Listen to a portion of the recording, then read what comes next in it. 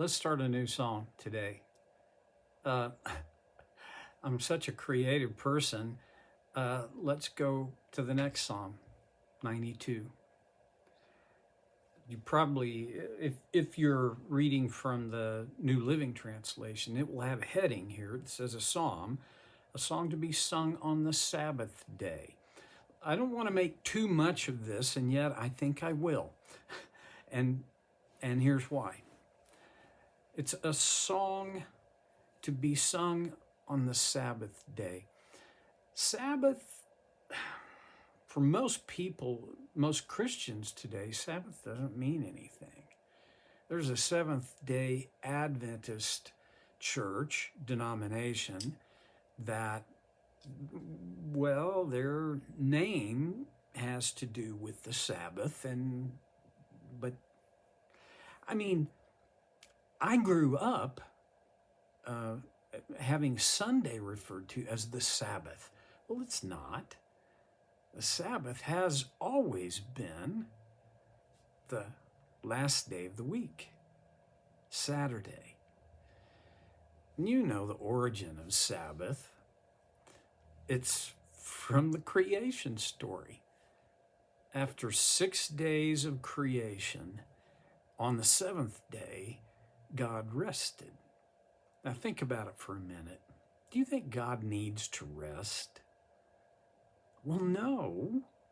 He's God. If he's who he says he is, as we believe, he would never need rest. This thing I believe about why God rested on the seventh day. I think he rested in order to serve up an example for his people and for the rest of us. Now, for his people, the Israelites, when he gave the 10 words, the 10 commandments, one of them was, remember the Sabbath day. Depends on which version you're going to look into, either by keeping it holy, to keep it holy, for it is holy. The command was observe a seventh day of rest.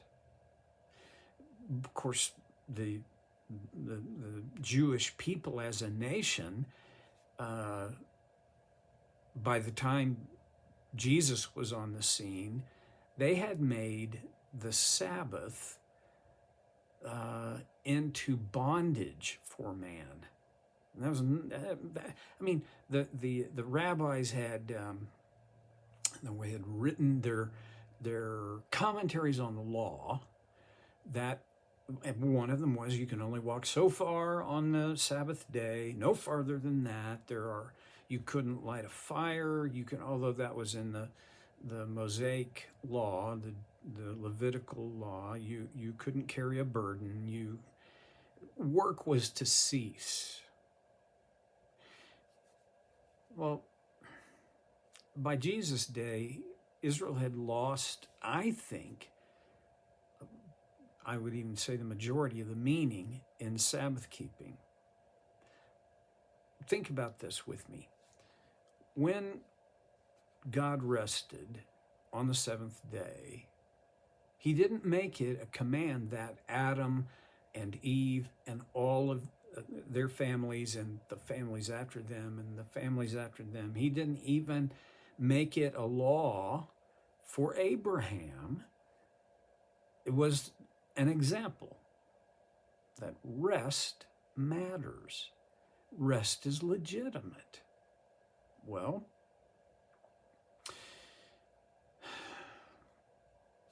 Abraham has Isaac. Isaac has Jacob. Jacob has 12 sons. They become what we now call Israel, because Jacob was renamed by God, Israel. They, in responding to, somewhere between responding and reacting to a famine in the land, they moved to Egypt. And for 450 years, they're under bondage in Egypt. It started out really good because Joseph, one of Jacob's sons, had been elevated through a series of ugly, unfair, unjust events. But God took, what I read one time, it took about 13 to 15 years for Joseph to be elevated. He started as a slave, went to prison, and eventually, well, anyway, I'm not going to tell the whole story, but here's the deal. By the time Moses was born, Israel were no longer the welcomed guests of the Pharaoh from Joseph's day. And now they were slaves. They'd been forced into labor, into slave labor by Egypt and the powers of the Pharaoh. No day. When you're a slave, you don't get a day off. You may get some hours, either before sun up or after sundown, where you can attend to some things, but slaves don't get a day off. For 450 years, they had not had a day off. So they go into the wilderness for 40 more years, and as part of God's design for a healthy and balanced national culture, he says, on the seventh day, you will do no work. Why? Well, there is all kinds of research that has been done on the value of rest, and even specifically the value of 1/7 of your week spent not producing. It's one of the things that can help a person achieve and maintain a sense of dynamic balance in their life. It also can promote mental health and stability.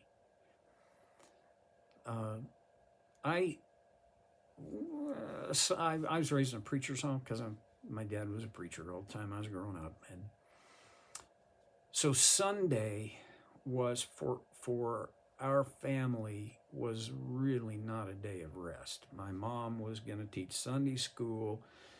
Dad was going to preach, and if the song leader didn't show up, he'd have to lead the songs, and we were the first ones in and the last ones out. And then, oh, by the way, then we would have Sunday night youth group and church. So it just turns out there was about enough time for a nap between finishing Sunday morning church and having dinner. Oh, at our house, probably having somebody in as our guest, and having to head out for the church for the Sunday night activities. But it was not a day of rest. My perception as a kid was that when everybody else's dad that I knew had Sunday as a day off, but it wasn't a day off for my dad, and it wasn't a day off at my house. Don't know who to blame for that. Doesn't even matter. But I will say, I kind of carried that. For a lot of years, I didn't really have a day off. I would just take a day when I could. And then I began to say, no, I'm taking Thursday off. And I would. It made a difference. But it wasn't a Sabbath kind of. It was just like, I want a day to go play golf. That's my level of maturity, right? When we moved here to Las Vegas to Canyon Ridge Christian Church, the senior pastor then was Kevin Oder, and he was a firm believer in the Sabbath. Of course, you can't enforce the Sabbath, but his strongest recommendation was on one day a week, you pick it. It probably shouldn't be Sunday, but on one day a week, you have 24 hours where you don't produce anything. And because of his, he had influence, and he was one of the elders, but the elders determined that the full-time staff should have 2 days a week off. One day for a Sabbath, and one day for doing the things that needed to be done around the house, to the car, things. Well, both Debbie and I took that on, and the rhythm of our life was good. But so good that when we left Canyon Ridge, I maintained that. When we left Northeast Iowa, I retained it. 2 days. One was a Sabbath. One was a day to do the other things. And now, back in Las Vegas, I don't go to work 5, 6 days a week. I don't. I work when, I guess what I'm saying is, I don't want to think of myself as retired, but I don't have a job I go to 9 to 5. It's been a little bit difficult in this respect. My Sabbath rest, I'm not resting for much. I don't like that very much. But I do know I do still need the rhythm of regular rest. I think a lot of Christians may have a sense they need more rest than they're getting. As a society, we are pretty profoundly sleep deprived, according to research. So most of us are tired. We have this sense, I need more rest. There's nothing biblical in our mind about that. Well, it is biblical. When you take a Sabbath, you designate a day specifically for rest and renewal. Whichever day of the week works for your work and your family and your life, you're observing a principle that was put into place by God from the very beginning.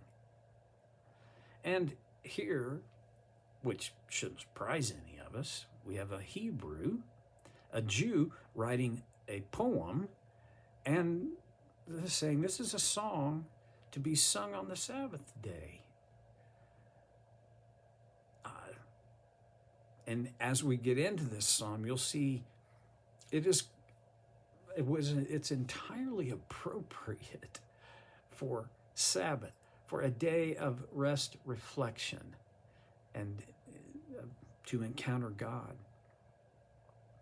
Next time, we'll start with verse 1, and I'm going to do my best to not get us so focused on the trees we lose sight of the forest. But I can't make any promises. So I'll see you next time on So Care with Stevie Boy.